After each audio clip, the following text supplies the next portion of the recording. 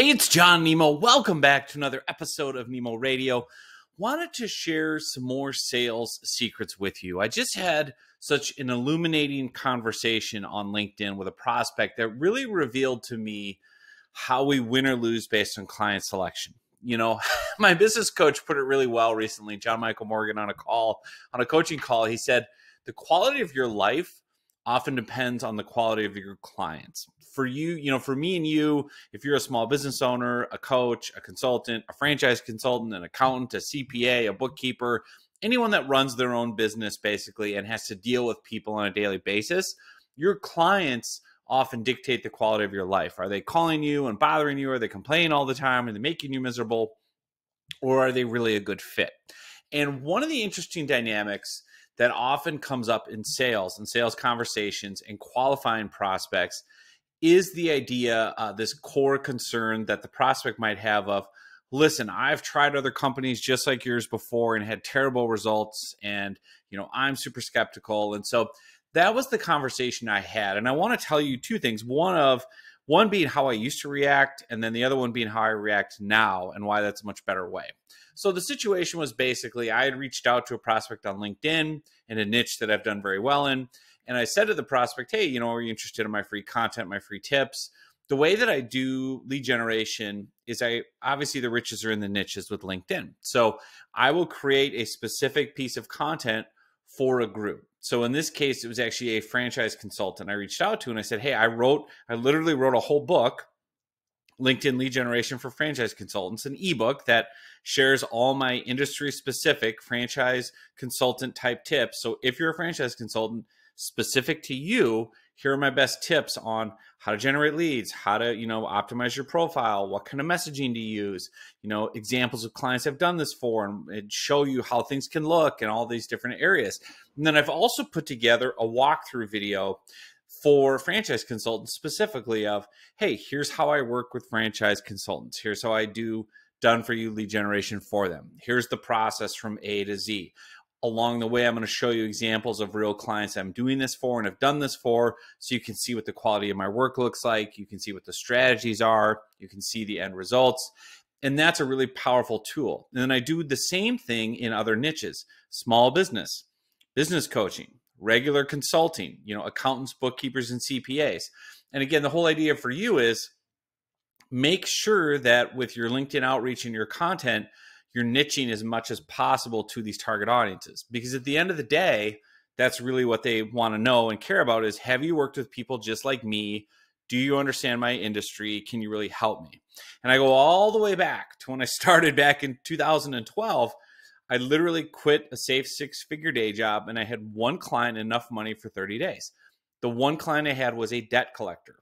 Now, I had known this person because before I quit my day job at the time, I had spent a couple of years working for the trade association for debt collectors. Okay. And so it was called ACA International.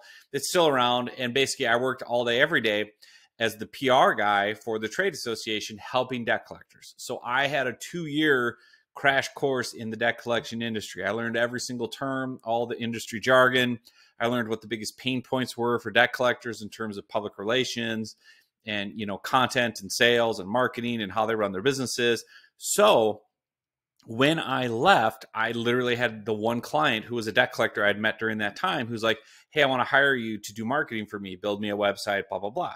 So I literally took his money, which was enough for 30 days, and did his project. And then I went on LinkedIn and I hyper niched my whole approach that said, my LinkedIn profile headline at the time said, my name, John Nemo. And then it said, LinkedIn lead generation services for debt collectors, or it probably at the time actually said like marketing and PR services for debt collectors. That's what you want to use in your LinkedIn headline, is the service you provide and then for a target audience. So with your LinkedIn professional headline, a little bonus tip here, basically have it say whatever the service is for a target audience. So for me today, it's LinkedIn lead generation. That's the service. And then I put a couple niche audiences: franchise consultants, small business owners, entrepreneurs, business coaches, whatever. So for you, same thing, right? And basically that's how I got my first client. And then what I did on LinkedIn was I reached out to more debt collectors because I had one client who was a debt collector and I had worked in the trade association. I said, hey, do you need help with marketing, PR, websites, copywriting, lead generation. I work with debt collectors. Look at my LinkedIn profile. It was all about, what I do. I help debt collectors, generate leads, improve their, presence on Google, get better reviews, get positive news stories by providing industry specific services. So anyway, the whole point, and backing up to the story I'm telling now, is I really understand with outreach and marketing, the riches are in the niches. The more you can custom make content for little niche audiences that showcases that their world, their industry. That was the big lesson I learned from the debt collectors, was they said to me, I've used so many other vendors. It's been so frustrating because they don't know me. They don't know our industry. They don't know the legal challenges. They don't know the financial models. I have to educate every vendor I ever use. What's appealing about you, John, is you already know the industry. I don't have to educate you. There's no learning curve. And you have the marketing and PR skills to help me. And so I've never forgotten that lesson. And that's how I approach marketing now. So what happens when you run into a prospect like I did recently who said, hey, you know what? Thanks for sending the book and the video. I just can tell you, I've used 3 different LinkedIn agencies. They were all idiots. Let me tell you why they were all terrible. So he's like, I'm super skeptical. If we talk, I want to know this and this and this and this, and I want guarantees, and I'm only willing to pay this much. And if it goes over this price point, then I want extra guarantees. And what I used to do before I knew better was I would say, that's fine. Let's just get on the phone. Let's figure it out. And then I would get on the sales call and I would let the client be a dictator. I would basically take the punishment for their bad experience with previous vendors. So I would lower my prices. I would change my operating methods. I would, give up territory and give up ideas and give up things that I normally do for every client to make them happy, just to get the deal. And what inevitably happened was that person was a terrible client. And what my business coach taught me was, well, if they've gone through 3 different agencies on LinkedIn and they've had no success and it was the agency's fault every time, is the real issue that they just had 3 horrible experiences randomly with bad agencies, or is the client the problem? Do they not make good decisions? Are they not a good client? Did they not let these other vendors do what they need to do? And the other bigger psychological factor is also this prospect won't trust himself or herself to make a good choice the next time. And I always tell the story from my own experience. When I was first starting out, when I had no money and was in debt, right, starting my own business, I wanted to grab the holy grail of Facebook ads. And my plan at the time was to sell online courses. By this point, this is probably 2014, 2015, a couple years in, I had success on LinkedIn, generating leads, getting myself clients. I had a 6-figure agency, so I was doing pretty good. And now I wanted to bottle up my secret sauce. And so I wrote a book called LinkedIn Riches, which is still around today. I update it every year. You can get a free copy if you want. I'll put it in the show notes. And then I also created an online course called LinkedIn Riches. And of course, 10 years ago, the big thing, it still is today, was online courses. You can automate everything. It's all passive. Just create the online course once, run Facebook ads to webinars. It'll just sell itself. Great. I'm all in. So I was like, even though I look back and it's funny because even though my whole thing is LinkedIn lead generation, I went off to a different social network, which is a lesson in itself of like, why don't you just eat your own dog food and use LinkedIn to get clients, right? And get people to buy the course. And so I didn't, because I heard the siren song of Facebook ads and automation and push a button and throw out some money and people will magically buy these, $500, $2,000 courses, whatever it is. So I went through 3 different Facebook ad agencies. I spent $45,000, which I didn't have. So I put it all on business credit cards and I got 0 sales. So ouch, right? And I tell this story all the time because it helps a prospect understand I've been in their shoes. I mean, at the time, I did not have the budget for Facebook ads. I was so convinced it would work that I just went in and put it all on credit cards, and it flopped colossally. And it took me a long time to dig out of that $45,000 hole of credit card debt because I was early in my business and I didn't have a lot of profit margin, et cetera, et cetera. But as any good person knows, the mindset, Winston Churchill quote, success consists of going from failure to failure without loss of enthusiasm. So anyway, I now have that in the back of my head. If another Facebook ad agency approaches me, even today, 10 years later, it says, oh, you should run Facebook ads. And here's why.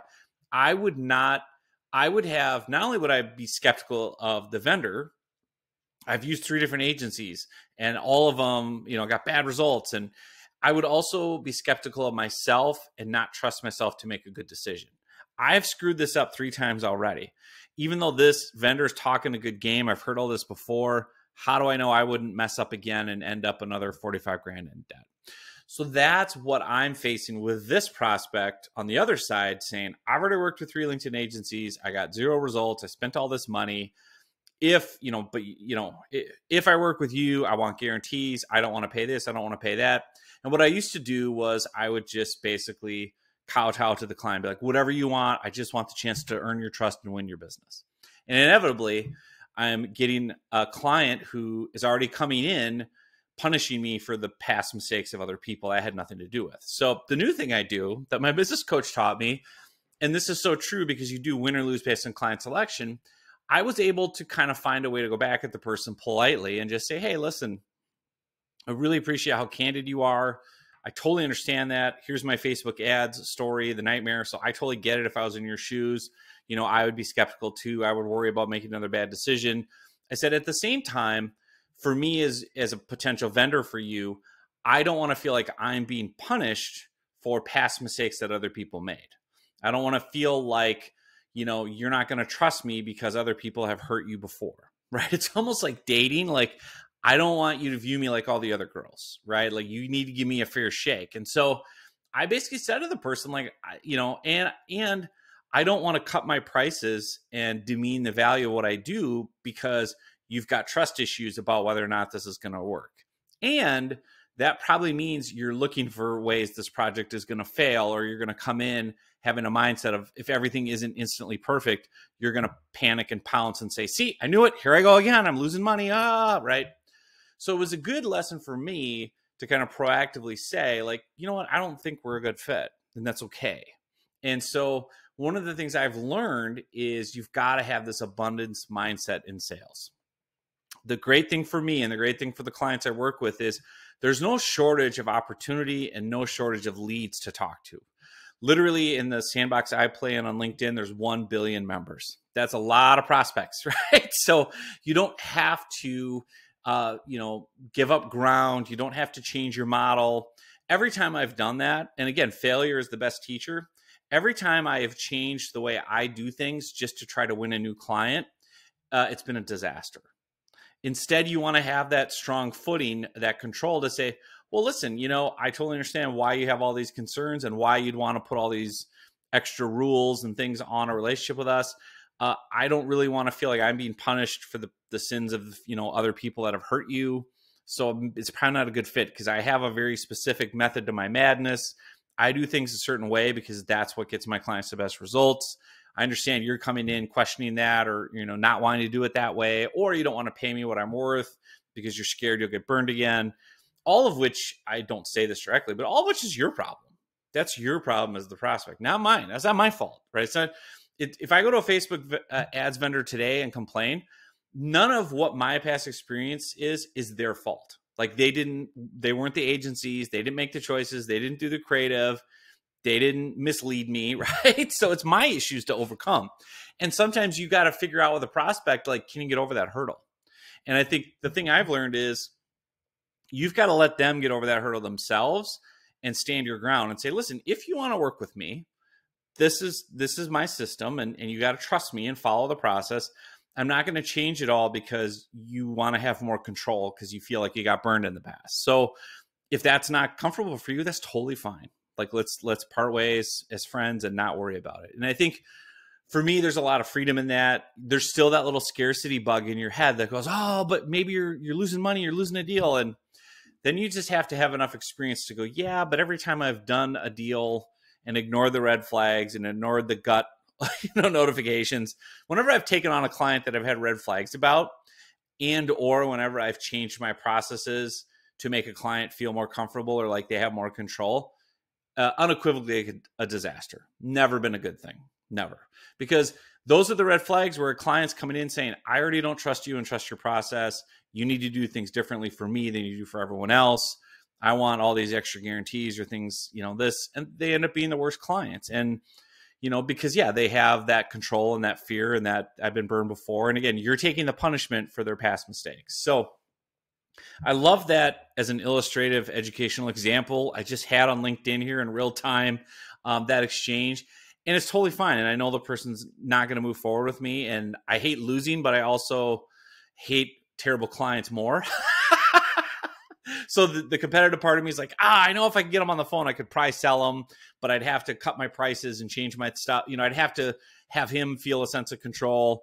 I don't need to do that. Like, I want to keep an abundance mindset. And I have so many good clients that trust me and trust my process and trust my team, who, by the way, kill it, right? And do really well as a result, because it's like anything else. If you don't trust the person you hired to do the job and let them be the expert they're supposed to be, you're not going to get good results. So there you go. Hope you found that helpful, both as some LinkedIn lead generation lessons with the riches and the niches, and how you really want to brand yourself and your content to those niche audiences and really get into their world to demonstrate that you understand their unique challenges.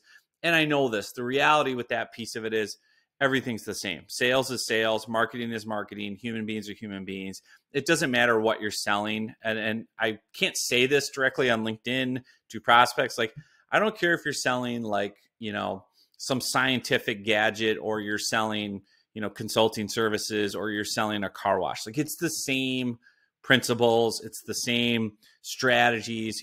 Because, by the way, you're dealing with the same prospect across all industries everywhere, which is a human being. All human beings are wired the same. We all act the same as far as how we make buying decisions. It's just about understanding enough about the industry to know how to position your benefits and the pain and the problem and the challenge and the value. So, but you've got to make people feel like, oh, good, you understand me. Because I'm the same way as a prospect. I don't want someone to be an outside vendor for me, say an accountant or a bookkeeper, if they haven't worked with small business owners or solopreneurs, or a company that's just like mine, right? That has contractors and not full-time employees and whatever, right? I want to feel that comfort level, because as a human, then I feel like, oh, good, they get me. And that's that piece of it, the psychology of, okay, this person will understand me. I won't have to educate them. They won't be in the dark. And that's, at the end of the day, really what makes for good relationships. So there you have it. Hope you found it helpful. Appreciate you so much. And we'll see you soon on another episode.